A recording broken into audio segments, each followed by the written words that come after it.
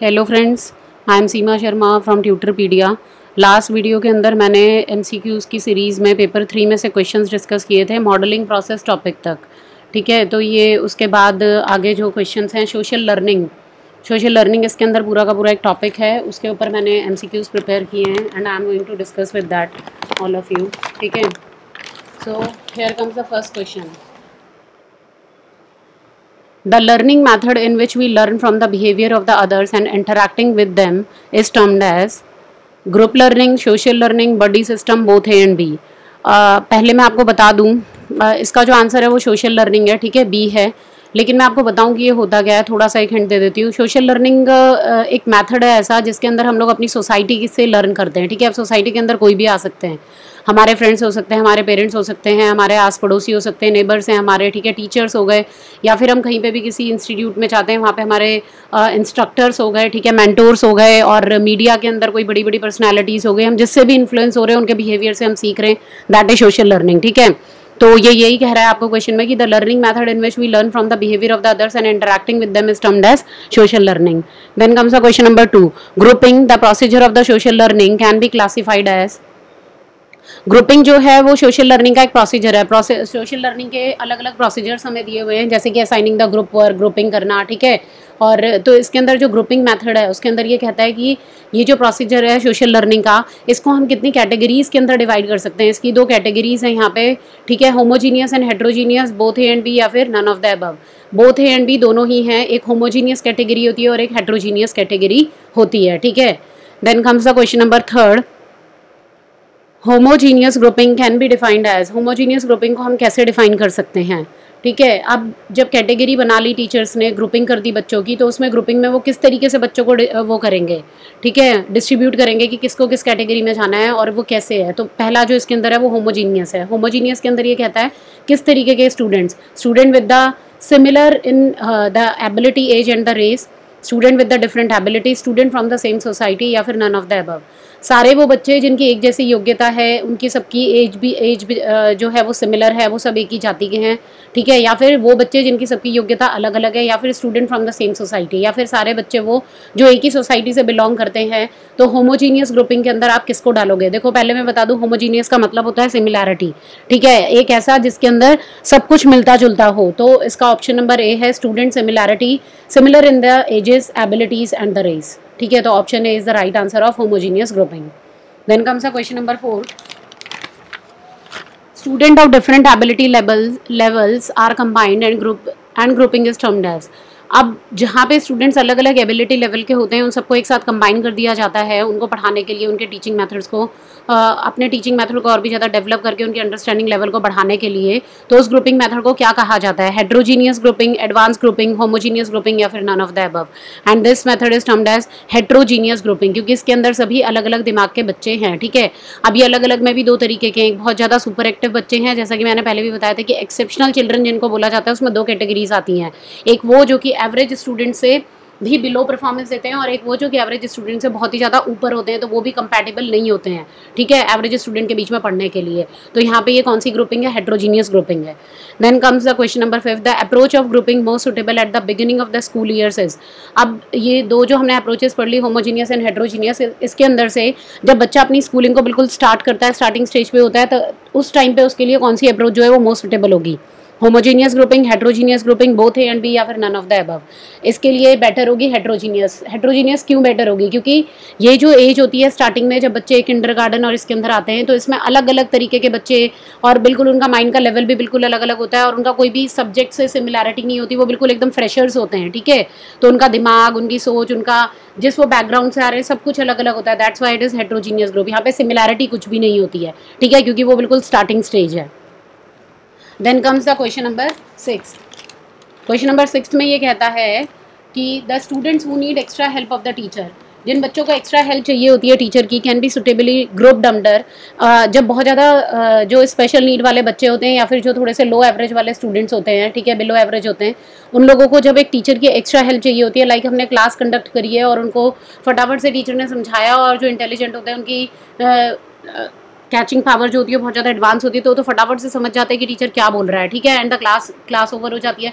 But आप उसके बाद भी आपने देखा होगा कि कई बार टीचर्स जो होते हैं वो एक्स्ट्रा क्लास जो होते हैं वो अरेंज करते हैं वो उन स्टूडेंट्स के लिए जो लोग उस कंसेप्ट को ढंग से नहीं समझ पाए। तो ये बोल रहा है कि the students who need the extra help of the teacher can be suitably grouped under. उनको आप कौन से ग्रुप में डालेंगे? होमोजीनियस में, हेट्रोजीनियस में, सोशल ग्रुपिंग में, या फिर पीर ग्रुप्स में? वो आएगा होमोजीनियस ग्रुप, ठीक है, यानी कि वो क्या है, वो सब एक जैसे सिमिलर हैं और उनको एक ही ग्रुपिंग करके और उनको एक्स्ट्रा क्वेश्चन जो है वो दिया जाएगा, उनको एक्स्ट्रा अटेंशन पे किया जाएगा बाय द टीचर, ठीक है। Then comes the question number 8, 7th, the pattern of the group interaction in which the members can take turn talking is termed as. अब ये जो पैटर्न ऑफ ग्रुप इंटरेक्शन है, ठीक है, जब ग्रुपिंग की जाती है तो उसके अंदर जब इंटरेक्शन होता है तो उसके अलग अलग पैटर्न्स हैं और 4 टाइप ऑफ पैटर्न्स जो है वो डिस्कस्ड हैं यहाँ पे, ठीक है। जब आप लोग टॉपिक को रेफर करेंगे तो आप देखेंगे 4 पैटर्न्स वहाँ पे दिए हुए हैं। उनमें से ग्रुपिंग का ये जो इंटरेक्शन है, एक है मे पोल, एक है राउंड रॉबिन, एक है हॉट सीट, एक है फ्री फ्लोटिंग। तो ये कौन सा मेथड है? तो ये कहता है वो पैटर्न जिसके अंदर ग्रुप इंटरेक्शन में मेंबर्स जो होते हैं वो क्या करते हैं, they take the turn talking, यानी कि वो अपनी अपनी टर्न आने पे आकर के बोलते हैं, ठीक है। तो लाइक होता नहीं है क्लास के अंदर अगर टीचर पढ़ा रहा है तो उसने एक टॉपिक दे दिया और वो turn by turn students are coming on the in the front of the seat and they are reciting whatever they know, ठीक है, रिगार्डिंग द सेम टॉपिक। उनकी जो भी नॉलेज होगी वो उसके ऊपर बोलते हैं, बताते हैं या फिर रीड आउट करके बताते हैं। तो that is member take turns talking. तो ये मेथड जो है इसको कहा जाता है, टेक टर्न टॉकिंग वाला जो मेथड है, this is termed as round robin. इसके ऊपर क्वेश्चन आ सकता है, ये इंपॉर्टेंट टॉपिक है, ठीक है। तो that is termed as round robin. Then comes the question number 8th, the extended back and forth discussion between the leader and the one member while the others may watch is termed as।